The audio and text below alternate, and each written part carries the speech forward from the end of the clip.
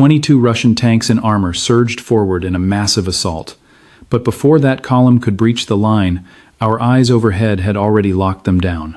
This is the grim reality on the Ukrainian front. An armored offensive no longer starts when the first tank gun fires. It starts much earlier. The instant a recon drone spots movement near the enemy staging area, that movement is designated as a target. For the Russians, the threat is far worse than losing a single tank or infantry carrier. Their entire formation gets mapped out long before reaching our forward edge. The lead vehicle is destroyed first, halting the convoy in the kill zone.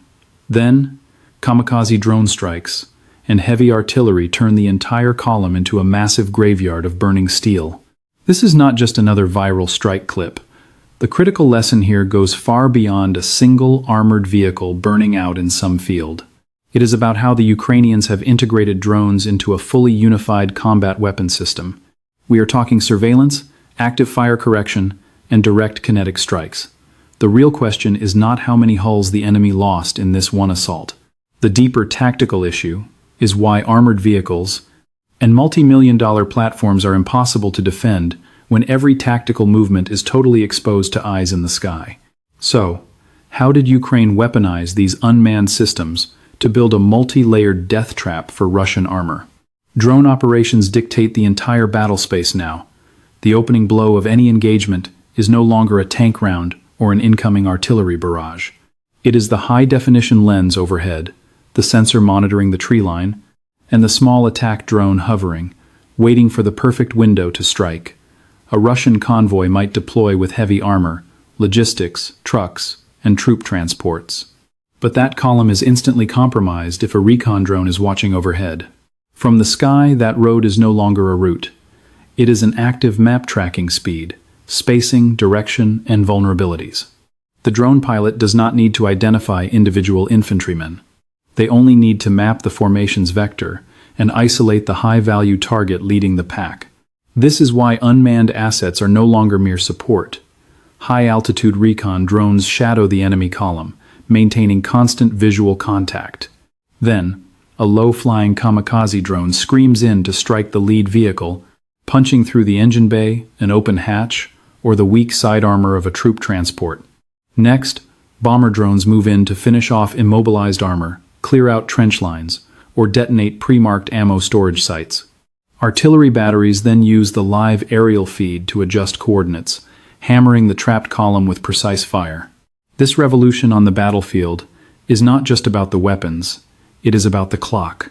In legacy operations, a unit required physical scouts, radio relays, map grid checks, and multiple command layers before fire missions could clear a target.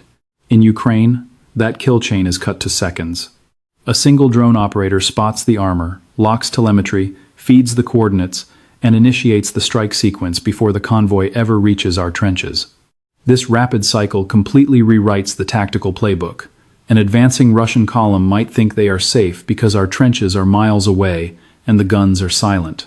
But the moment a drone feeds their coordinates, the trap is already sprung. The enemy is measured long before they are hit, their movement tracked to the meter before the first shell impacts. Our commanders can strike immediately, wait for natural choke points, or hold fire until the armored vehicles bunch up into a perfect target. This asymmetry is the true power of these drones, which many external observers overlook. Their advantage is not just cost efficiency or small footprints. The ultimate force multiplier is how instantly they fuse situational awareness with lethal action. They instantly convert moving vehicles into locked targets and turn any brief halt into a devastating tactical opening. A simple navigation error becomes a green light for artillery batteries, drone strike teams, or forward infantry to close the trap. This is why modern armored combat has changed forever. Tanks and artillery are still the heavy hitters, but they are now completely guided by the eyes in the sky. An artillery piece strikes with pinpoint precision when a drone corrects the trajectory. Defending units hold ground longer because suicide drone teams attrit the assault early. Our infantry stays secure and hidden while the enemy operates under relentless overhead surveillance. When a low-cost drone can dictate when and where a major engagement begins, the strategic lesson is clear. Modern warfare is no longer about who rolls out more heavy armor. It is about who detects first, coordinates fastest, and strikes before the adversary even realizes they have stepped into a lethal ambush. With unmanned systems acting as the dominant eye over the battle space, Russian mechanized columns face their highest risk of annihilation long before reaching our forward defensive positions. We are tracking a Russian mechanized assault that becomes a death trap for its crews the second our recon UAV spots them leaving staging.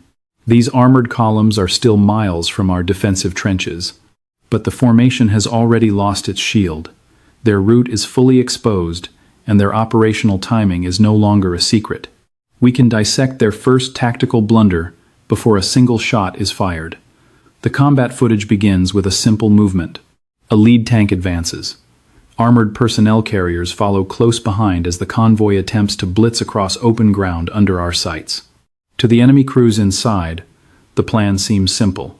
Punch through hard, maintain spacing, survive the kill zone, and breach our lines before our drones and artillery can zero in. But a successful breakthrough demands more than armor. It requires high speed, strict vehicle spacing, and absolute tactical surprise. Once our surveillance drone flags the column early, that triad collapses. Their speed is immediately calculated by our teams. We easily gauge their interval. Tactical surprise vanishes because our command center watches the assault assemble long before physical contact. With the enemy vector confirmed, our batteries do not need to rush their fire missions. Our eyes in the sky track the point vehicle, paint the path, and designate the high-value target. This could be the minesweeper tank, an APC packed with troops, or the command vehicle anchoring the entire platoon. Our first incoming FPV drone does not need a catastrophic kill. It just has to disable it or force a swerve. That single detonation derails the entire advance. Once the leader is tracked and stopped, the trailing vehicles lose their path. Panic drivers must decide whether to slam the brakes, veer off-road, squeeze past the burning wreck, or attempt to reverse under fire. Every option is fatal while our scout drone hangs overhead, and heavy artillery is adjusting fire directly onto the grid. This is where the enemy offensive fractures. What was designed as a coordinated armored punch dissolves into a collection of isolated targets. One isolated crew tries to push forward, another freezes, while a third veers blindly toward the tree line. The offensive has officially lost all forward momentum. Total tactical chaos reigns. Our defensive fire turns lethal as the bottleneck forces the armor into choke points, minefields, or exposed river crossings. In these designated kill zones, our FPV pilot teams do not have to hunt for targets.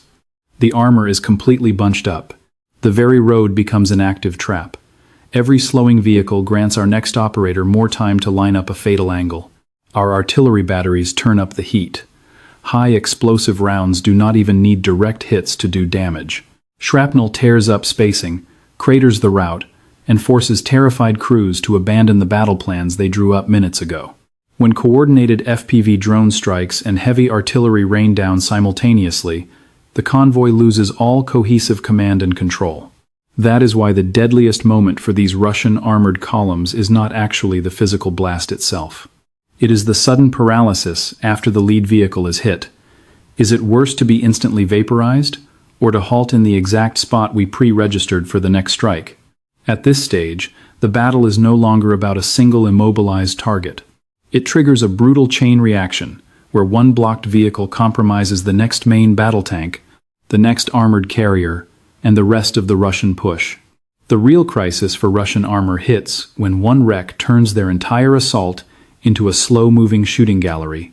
Tanks are engineered to absorb incoming fire, but our FPV drone tactics target something far more vulnerable than steel.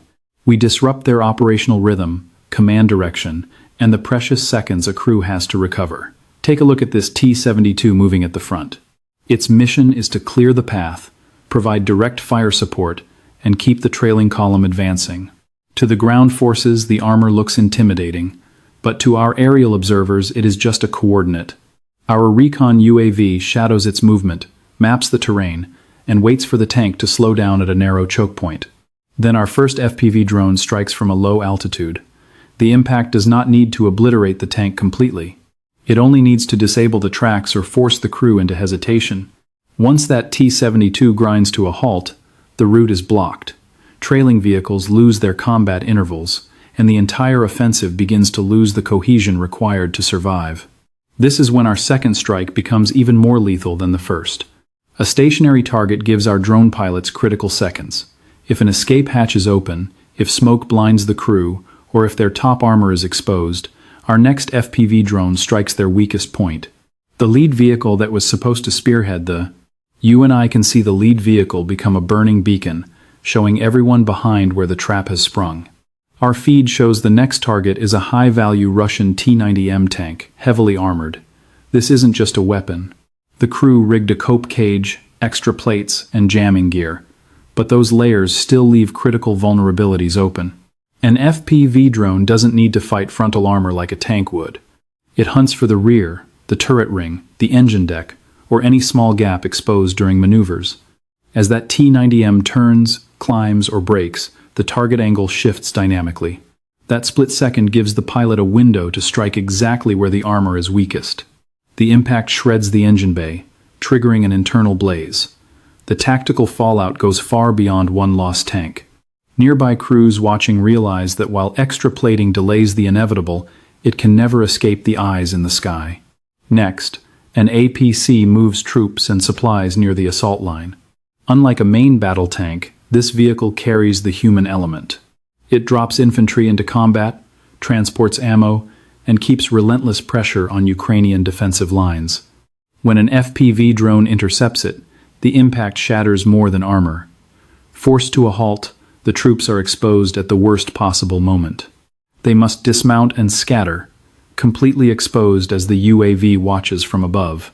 If that transport is packed with live ammunition, the danger spikes instantly. A single precise hit ignites a catastrophic secondary explosion, turning a critical asset into a raging furnace. These three engagements prove Russian armor is losing its ability to execute massive breakthroughs. Armor is still vital, but it can no longer operate with total impunity. Once spotted from above, every halt is a death sentence, every turn fully exposed, and every delay gives the FPV drone a clean shot. Historically, fog and heavy rain allowed assault columns to close in undetected, but on this battlefield, the weather no longer offers a shield for the advancing force. Russian commanders still try to exploit low visibility to evade direct visual tracking.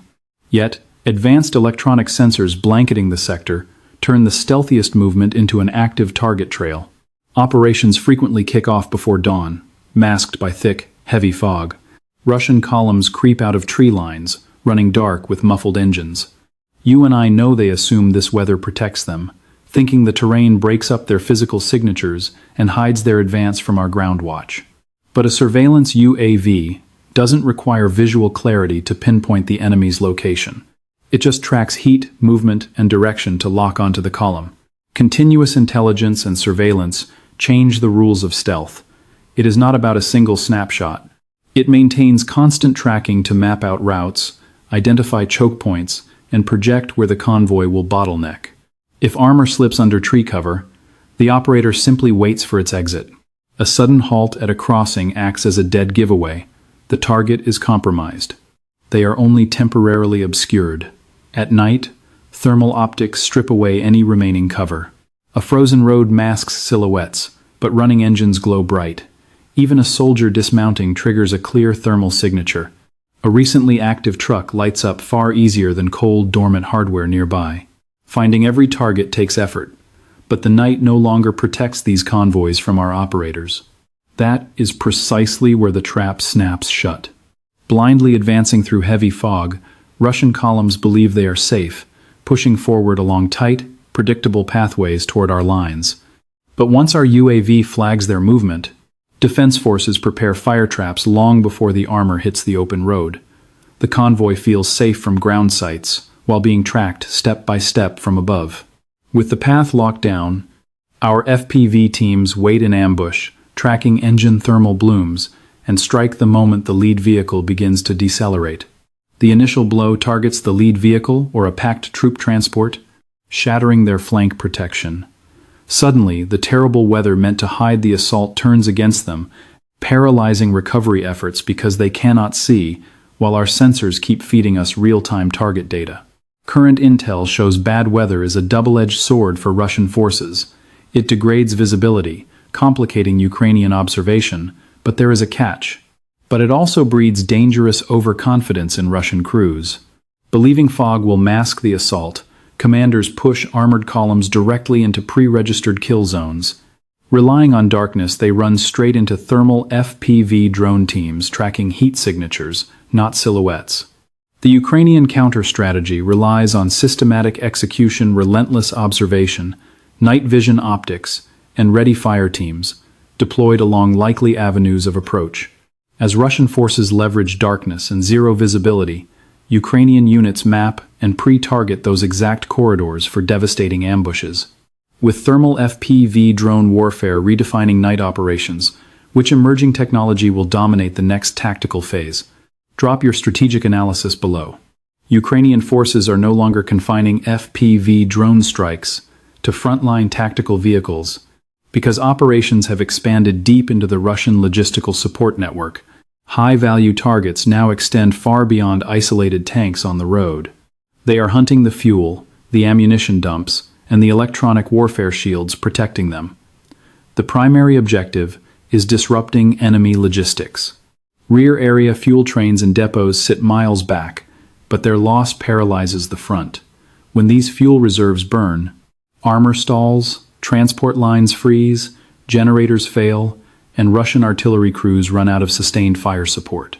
When ammo dumps go up, the enemy guns remain, but their rate of fire plummets as shell replenishment grinds to a halt. The second tier of targets is the electronic and drone infrastructure maintaining the Russian network.